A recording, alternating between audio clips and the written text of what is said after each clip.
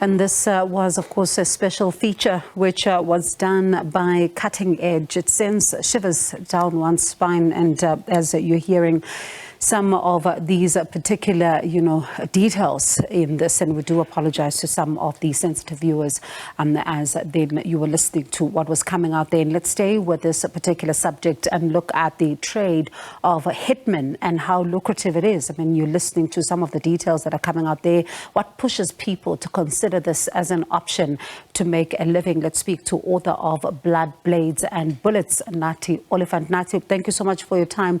You did a lot of research for your own book, and I cannot even begin to wonder some of the dark places you've had to go to in order to be able to get some of, the information. Let's talk about this particular world and being in the presence of Inkabi. Thank you, Bongiwe, and good evening to the viewers at home. I think your feature that you've just played, you hit it in the nail. Because almost everything that that Inkabi was talking about, it's something that I've researched that is there in the book. You're asking a question, how easy it is. First of all, the contract killing industry is thriving. In fact, it is on full swing because killers are available for hire, for anyone who to hire in Inkabi. So especially in this part of the country, which is KwaZulu-Natal, people, will get taken out easily, because of the availability and the proliferation of Inkabi or hitmen, as you were. And Nathi, did you find that, because your book kind of gives us a certain sense that there is an area where they are kind of concentrated, if I can use that word, where it's easy to find one. Are these areas still there, or can you find an Inkabi right now wherever you go, or anywhere in KwaZulu-Natal? Yes, you still can. Especially in the traditional hostels of Durban. My research is zoomed in on Hitmen, as you know. I mean, the Hitmen's hostel, which is south of Durban in Umlazi. In fact, it emanates from a time when I was working as a journalist. I think it was Sunday Times back then. I did sit down with them, spoke to some that were in jail. They gave me the rundown of what exactly happens in the contracting industry, which is scary, as this Inkabi is explaining, is what goes down. So you can still find them; they are there, You just have to know where to go and how to identify which one. Is it the real reason that it's difficult to track down? Because as he claims there in that insert, he says that they do sometimes get contracted by the law enforcement officers to remove certain people who are problematic. Is it probably the reason why it is so difficult to see some of them behind bars? Yeah, so that's mainly one of the reasons, because as you know, some of the law enforcement authorities are in there. I explore that in the book. They use them, even to fight their own battles. So it's very easy, for their identities to remain concealed and hidden. There's also one aspect, Bongiwe, that I need to bring to you, because recruiters who go to these rural areas, be it Nangoma and Mstinga, Beckville, Harding, who recruit these young boys. Some of them, they don't even have birth certificates, IDs, or any online presence at all.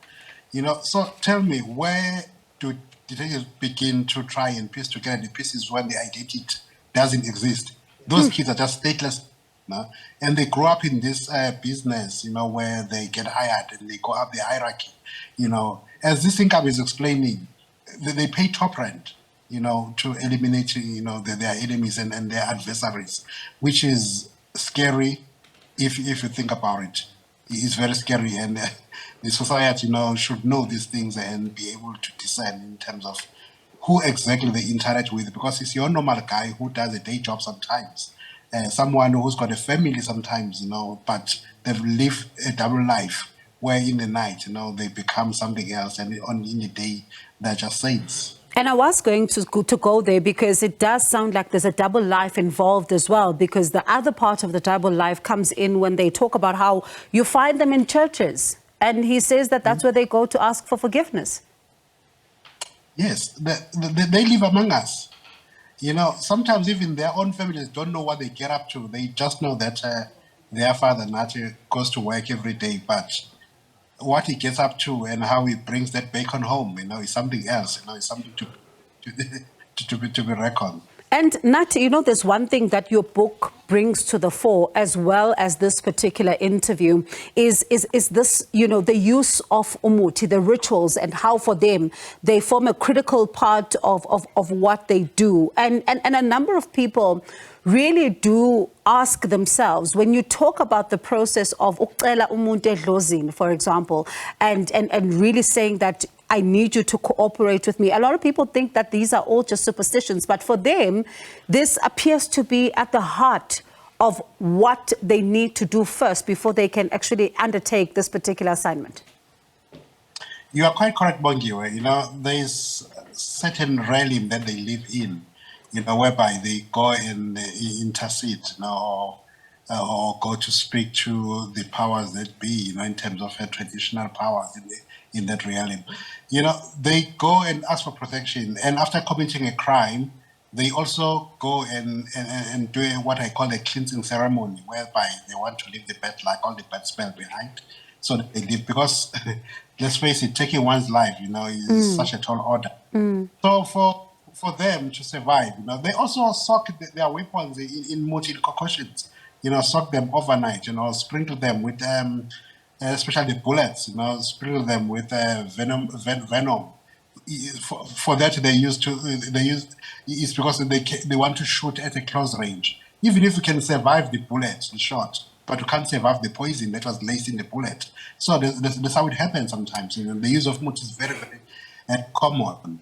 And it then also raises another question as to why then those who help them with the rituals, they themselves are not behind bars.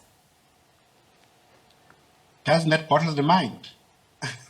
But let's face it, you know, from time immemorial, you know, when centuries, when the EMP or regiments go to war, they'll start at a traditional who will cleanse them, who will strengthen them, who will cut them, you know, with incisions. You know, it's embedded in the tradition whereby if you want to go and fight to the war, you know, you go to someone who's going to strengthen you. They know what you get up to. And is it in their best interest? No, it's not in their best interest, you know, to cap that. They just take their money and go, and you just part ways and just go and commit the crimes. So it's a different topic altogether as to what do we do with those who aid and abet, you know, crimes? You know, are they part of are they an accessory to crime that is being committed?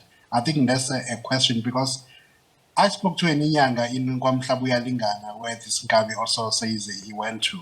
You know, for him, it was easy to explain how these things goes. You know, people come here, this is what it does, depending on what their needs. You know, who they want to take out. Is it a housewife? Is it a counselor? Is it a high-flying businessman? So it depends, you know, and they just get away with it. So, Nathi, when you were speaking to, you know, some of those, how do they justify it in their minds? Because I see this one says that for him, it looks like it's a killing that he was meant to do, because, you know, the people sometimes are people that are bothering society. But those that you spoke to, how do they sleep at night? That's a very hard question. How do they sleep at night? I'm sure you saw that woman in that clip that you played. You know, her identity is not even concealed. And what she does, you know, she's like advertising her services. I don't think they are perturbed or unfazed by anything, you know. I don't think there's any. That's why the veil of life, you can see that the veil of life doesn't exist when it comes to the contract killing industry. And it is indeed, it all boils down to the value of life. Nathi, thank you. We do appreciate your time here on the show. That's Nathi Olifant, author of Blood, Blades and Bullets, The Anatomy of a Cleveland's Hitman.